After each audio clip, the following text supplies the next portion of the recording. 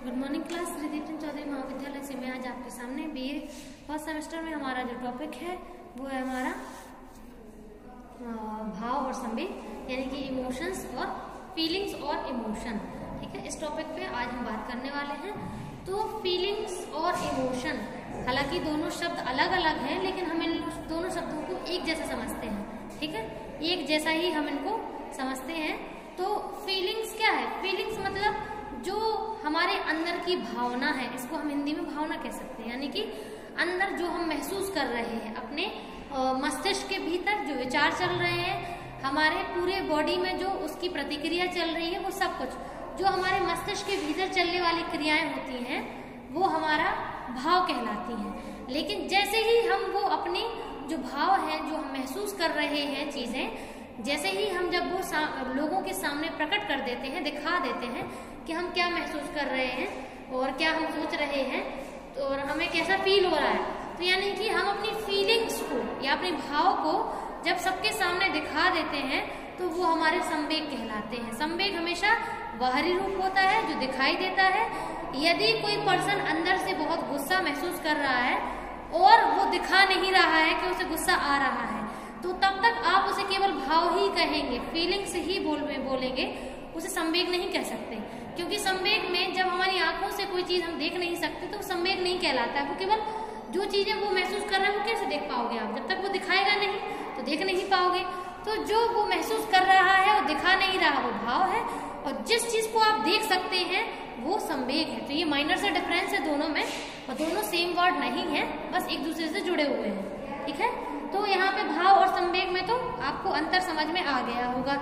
जैसे यहाँ पे कुछ भाव की विशेषताएं हैं, मान लीजिए संवेग तो आपको पूरे यूनिट में पढ़ना है, लेकिन भाव के बारे में थोड़ा बहुत सुन लीजिए। पहला पॉइंट है भाव मन की सरल, चंचल और क्षणिक प्रक्रिया है। तो क्या है भाव? कैसी है?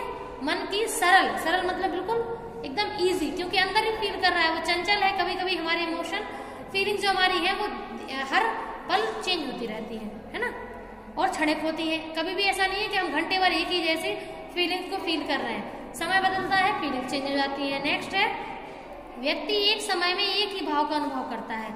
आप जानते हो अगर व्यक्ति को गुस्सा महसूस हो रहा होगा तो उसमें गुस्सा ही आएगा, प्रेम की भावना उसमें महसूस नहीं करेगा। तो यानी कि एक समय में व्यक्ति जो है वो केवल एक ही फीलिंग्स या भाव को महसूस कर पाता है। ठीक है, और तीसरा पॉइंट है भाव का प्रभाव संपूर्ण शरीर पर होता है, लेकिन किसी विशेष अंग पर नहीं। बिल्कुल सही बात है। जब जैसे मान के चलो अगर कोई व्यक्ति कोई चीज फील कर रहा है, महसूस कर रहा है, तो वो फर्क उसके मस्तिष्क पे भी पड़ेगा। ठीक है, उसके हार्ट पे, उसके रक्तचाप पे भी पड़ेगा, उसके हृदय की धड़कनों पे भी पड़ेगा, क्योंकि वो चीजें उसके अंदर चल रही है। तो उसका पूरा शरीर और मस्तिष्क पूरा इम्पैक्ट उस पर पड़ता है। कोई एक ऑर्गन नहीं बोल सकते, केवल वहीं पे हमारी फीलिंग्स रहती हैं। ठीक है, नेक्स्ट है आत्मगत प्रक्रिया है। आत्मगत का मतलब जैसे मान के चलो अगर हम किसी चीज के प्रति अपने अंदर से कुछ अलग सा महसूस कर रहे हैं, तो वो हमारी खुद की है ना, दूसरे की तो है नहीं। ऐसा होता है कभी कि अगर कोई अदर पर्सन दुख महसूस कर रहा हो, तो क्या आप उसका दुख उसी तरीके से महसूस कर सकते हो जिस तरीके से उसने वो कर रहा है? बिल्कुल भी नहीं। क्यों? क्योंकि वो उसका अपना है और आपका अपना है, आत्मगत है। ठीक है, नेक्स्ट है भाव का प्रभाव संपूर्ण, भाव की मात्रा में परिवर्तन होता रहता है। बिल्कुल सही बात है। कभी हम थोड़ा ज्यादा स्ट्रॉन्ग फीलिंग्स महसूस करते हैं, कभी कभी थोड़ा लो फील महसूस करते हैं, तो मात्रा भी कभी कम होती है और कभी ज्यादा भी होती है। कभी कभी भाव सुखद होते हैं, कभी कभी भाव दुखद होते हैं। जरूरी नहीं कि भाव हमेशा हैप्पी ही हो। फीलिंग्स देखो हर प्रकार की होती हैं। फीलिंग्स जो है हैप्पी भी है, सरप्राइजिंग भी होती हैं, ईर्ष्या वाली भी होती हैं, गुस्से वाली भी होती हैं, दुख वाली भी होती हैं, उदासी वाली भी होती है। तो ये फीलिंग जो है टाइप ऑफ फीलिंग्स होती है। ठीक है, और भाव संवेदना का गुण नहीं है, बल्कि भाव संवेदना से भाव की उत्पत्ति होती है। मतलब ये समझ रहे हो कि जब हम लोग कोई चीज महसूस करते हैं तो उसके कारण भाव उत्पन्न नहीं होता है, बल्कि जैसे संवेदना से भाव की उत्पत्ति होती है। जब हमें कोई चीज महसूस हो रही है तभी हमारे अंदर भाव उत्पन्न होगा।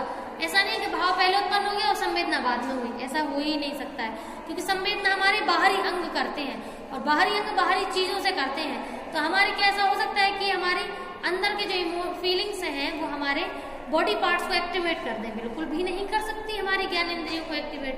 ठीक है, अब है डेफिनेशन की बात करते हैं। तो भाव तो आपको समझ में आ गया होगा, अब हम बात करते हैं संवेग की। तो संवेग की कुछ डेफिनेशंस हैं। पहली डेफिनेशन है यंग 1943 के अनुसार, इनका कहना है संवेग संपूर्ण व्यक्ति की तीव्र उपद्रव अवस्था है। उपद्रव मतलब व्यक्ति के अंदर बहुत सारे लिक्विड चेंजेस होते हैं, बहुत सारे तरल पदार्थ बहते हैं जिनके आधार पर व्यक्ति में बहुत सारे परिवर्तन देखने को मिलते हैं। ठीक है, तो अब जैसे सेकेंड इसमें है कि यह मनोवैज्ञानिक कारणों से होती है, जैसे व्यवहार, चेतन, अनुभव, ये सब कुछ जो है व्यक्ति के अंदर संवेग उत्पन्न करने में सहायक होते हैं। नेक्स्ट है वुडवर्थ की, इनका कहना है संवेग प्राणी की उत्तेजित अवस्था है। आप जानते हो जब भी आपके अंदर कोई भी इमोशन उत्पन्न होता है तो आप उसके प्रति जब एक्टिविटी करते हो, संवेग दिखाते हो, तो आपको लगता है कि आप नॉर्मल स्थिति में हो, बिल्कुल भी नहीं। आप नॉर्मल से या तो अपर स्थिति में होते हो या लोअर स्थिति में होते हो। ठीक है, तो ये है। और नेक्स्ट है मार्क्स की 1976 की डेफिनेशन है, इनका कहना है संवेग का आशय प्राणी में होने वाली ऐसी क्रियाओं से है जो किन्हीं बाधाओं के कारण उत्पन्न होती है। जैसे मान के चलो अगर आप कोई काम करना चाहते हो और आपकी फैमिली वाले आपको मना कर रहे हैं उस काम करने से, तो अगर आपके फैमिली मेंबर्स आपको मना कर रहे हैं तो मना करने का मतलब है कि आपके अंदर आपको बाधाएं महसूस होंगी, आपको लगेगा कि अरे आपके बीच में बहुत रोक टोक हो रही है, तब आपको बहुत ज्यादा अंदर से गुस्सा आएगा, बुरा लगेगा, उदासी महसूस होगी। तो ये आपके इमोशंस हैं, जो फीलिंग, जो इमोशंस आप दिखाओगे वो ये कहलाते हैं।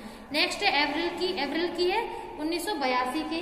ठीक है, तो इनका कहना है कि जो सामाजिक रूप से यानी कि समाज के बीच में रह करके जब व्यक्ति अपने विचारों को लेकर के जो भी इमोशंस उसमें आते हैं, जो फीलिंग्स को महसूस करता है, वो इमोशंस को जब वो जाहिर करता है तो ये हमारा क्या कहलाता है, ये होता है हमारा संवेग।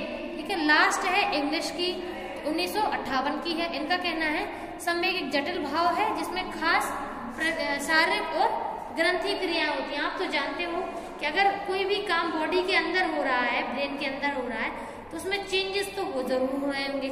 मस्तिष्क में भी कुछ सेल्स में चेंजेस हो रहे होंगे और कुछ हमारी ग्लैंड्स जो हार्मोनल चेंजेस है वो करती है। जैसे स्ट्रेस में अलग हार्मोन्स रिलीज होते हैं, खुशी में अलग होते हैं, न्यूरोट्रांसमीटर अलग रिलीज होते हैं। तो चाहे ग्लैंड वो हो, चाहे आपका ग्लैंड्स हो या आपके न्यूरोट्रांसमीटर हो, ये अलग अलग तरीके से रिएक्ट करती हैं अलग अलग इमोशन में। ठीक है, तो ये हमारा कुछ टॉपिक था। आई होप आपको समझ में आया होगा। कोई भी डाउट हो तो आप बता सकते हैं। Thank you.